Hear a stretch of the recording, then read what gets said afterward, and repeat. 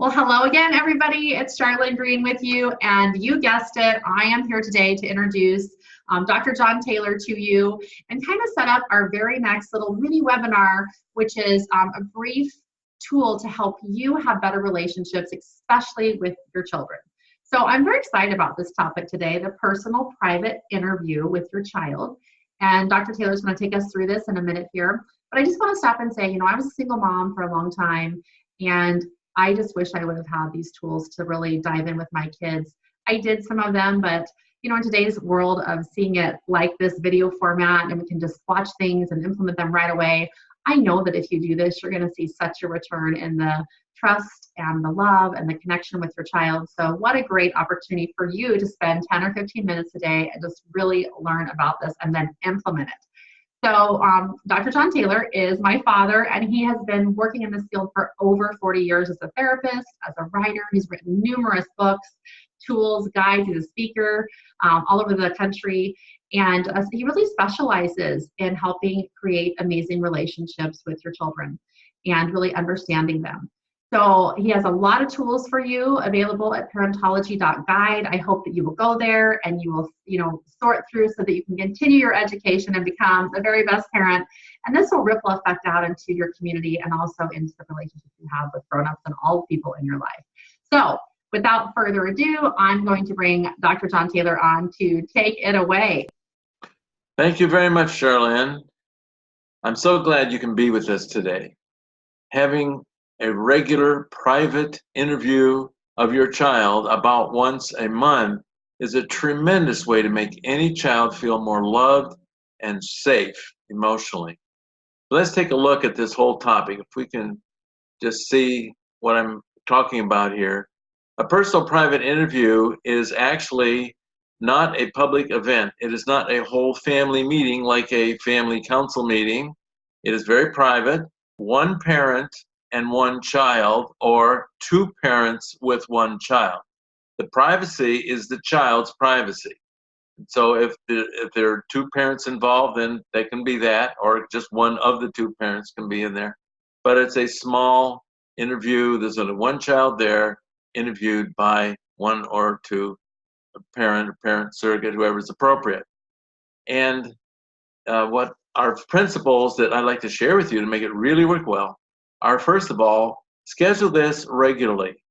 Really honor it as a routine, not just a catch as catch can, once in a lifetime kind of sit down, heart-to-heart chat with your child. It should be once a month, heart-to-heart chat with your child. And so have it regularly scheduled there, and everybody knows, you and the child know when it's going to be. You can have something as simple as the first Thursday of every month, the last Sunday of every month, whatever you want to do. And plan for about 20 minutes or so, half hour, something like that, for most families. Next principle to make personal private interviewing of your child really go well for love bonding and a sense of emotional safety by your child with you is that it is very private, and you don't talk to others about it. It's very personal to the child's own needs. It is not a time where the parent scolds the child. Here's what I want you to shape up with this month, Sonny. It's not that. It's sort of the opposite of that, actually. But it's very private and very personal. It is not a whole family meeting kind of deal at all. And in this series, I've also given trainings in whole family meetings and other such principles. The next principle of making personal private PPIs go well is that it is envision yourself as a reporter actually interviewing the child as if the child is an honored guest.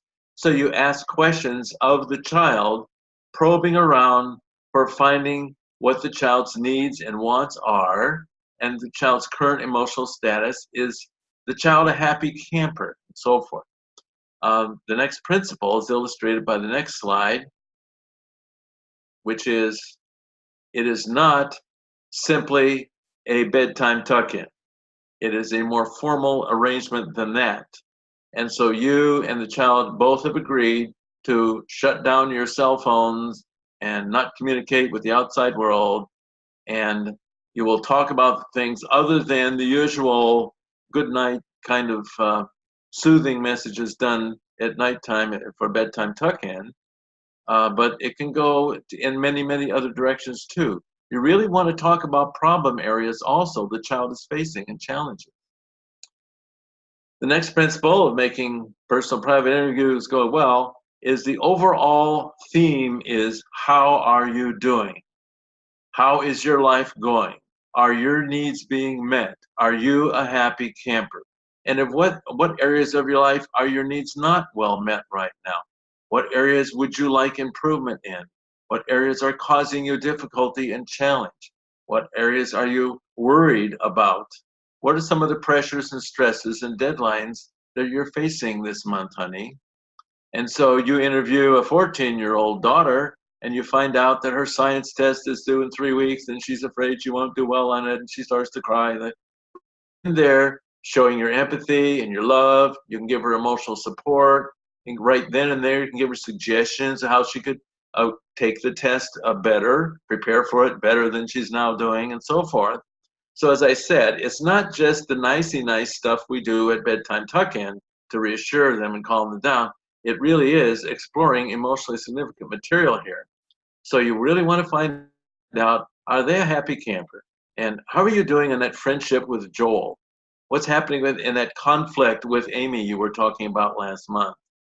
How are you doing in your math class? And how is that your training in the bowling lessons coming? I mean, just really, how is all of your life doing? And of course, most of it hopefully is going to be good news, and you happily empathize with that. Which brings me to another point. You really want to sprinkle a lot of empathy with all this. Now, empathy is emotional. It creates love bonding. It creates emotional safety. And I've done another class in this series on empathy. There's 6 components and so forth. But you really want to create a sense in the child that mommy and daddy or whoever is talking to me cares about me, that my feelings are important and my successes, my efforts are important. How I'm doing is important. And if I'm not doing well or as well as I think I should or wish I could, they have words of encouragement from me. Perhaps those words can be to unhook me from perfectionism, where I don't have to be so perfect, I don't have to worry about so much.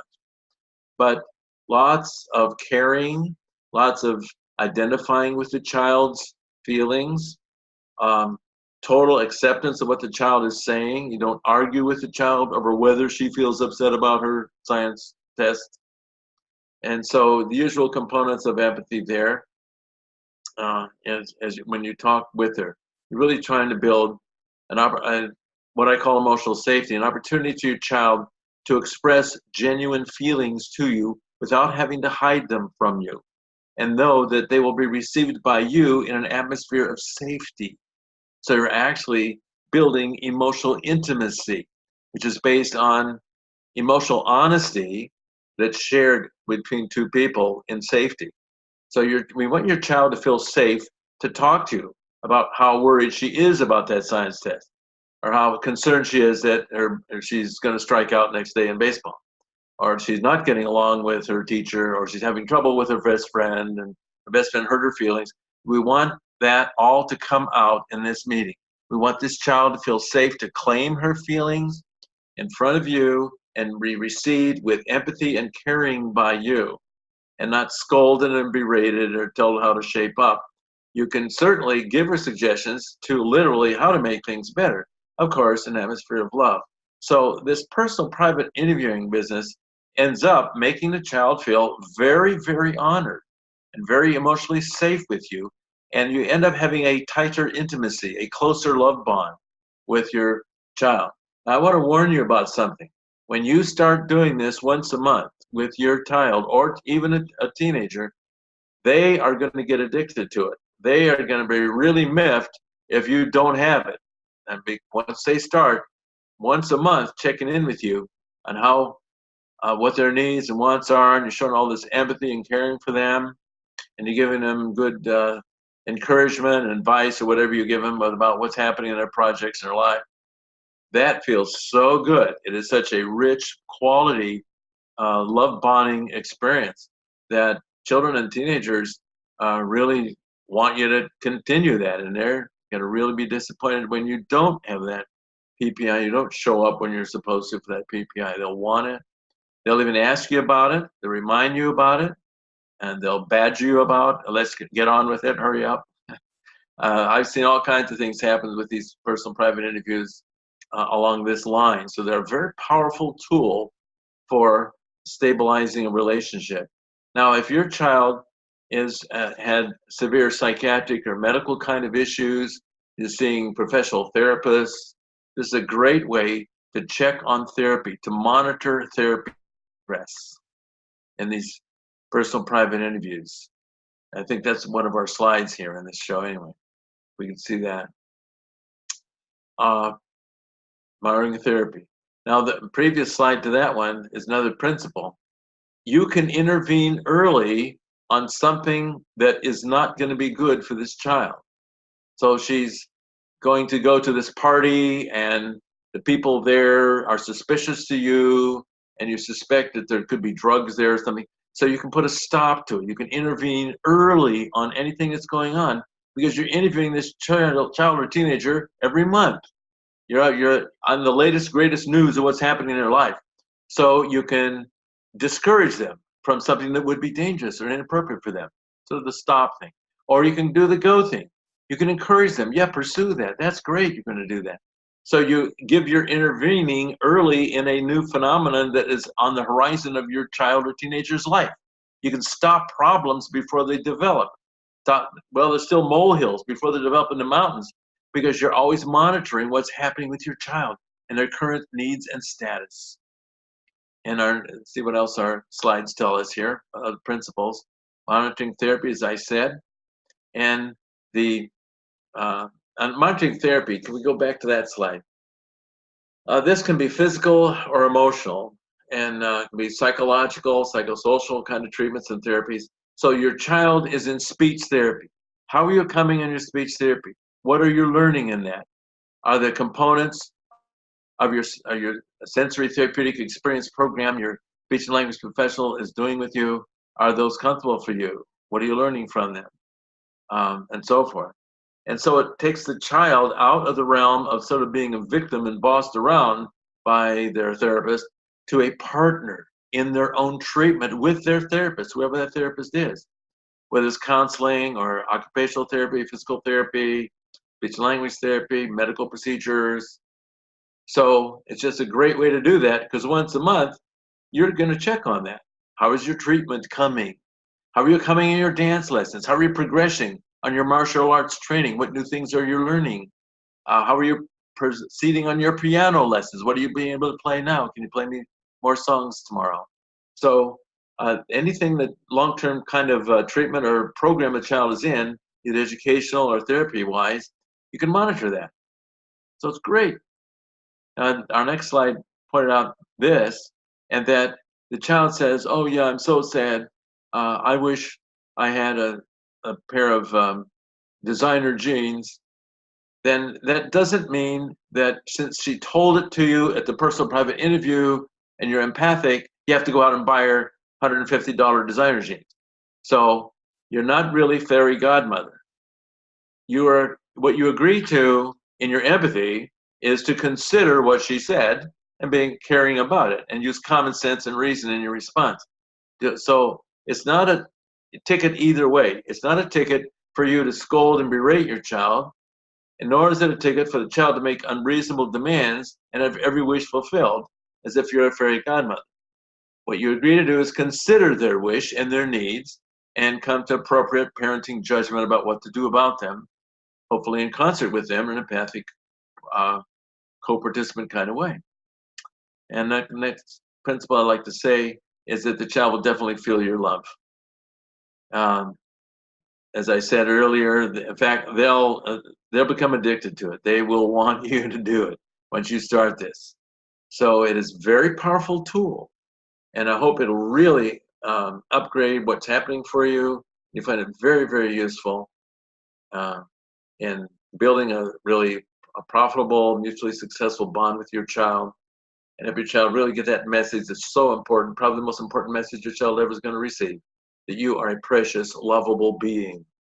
And one way to do it, spend special time with them. There have been numerous national surveys of teenagers asking them, what would you like most from your parents? The number one answer from several such surveys, spend time with me and talk to me. And so this is the way to do it. You want to do it a grade A+ way, personal private interviews is the way to do it. Now, I mentioned personal private interviews and some of my resources, and of course other authors have as well. And I hope you'll visit us at the Parentology.guide online bookstore. We have lots and lots of resources for you. And my book on From Defiance to Cooperation, and my other little booklet on Listening for Feelings and Empathy. These kinds of resources are very, very useful in the processes of personal private interviews. So I hope this has been a really helpful idea for you. I hope you take it and run with it. Please feel free to let me know how it's going with you. You can email me through the website. I would delight to hear from you and hope that this is really helpful for you. Thank you very much.